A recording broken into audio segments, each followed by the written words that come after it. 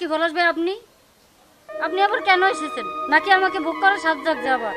আপনি তো আমার সব কেড়ে নিছেন, এখন আবার কেন এসেছেন?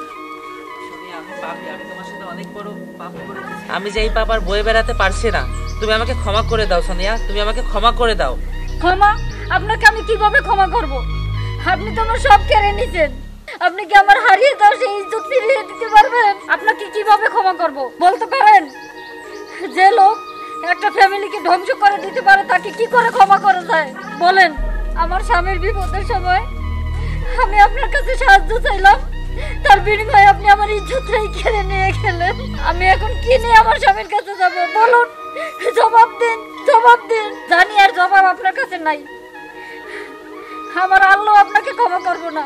আমি কি করে আপনাকে ক্ষমা করব?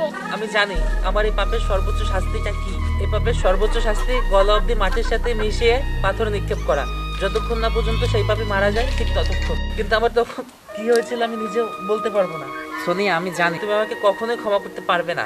তারপরও তোমার এই বিপদের দিনে আমাকে তোমার পাশে থাকতে দাও। ছাড়েন, ছাড়েন বলছি, ছাড়েন, উঠুন। এখন আপনি কি করতে চান? সোনিয়া, এই নাও একটা এটিএম কার্ড।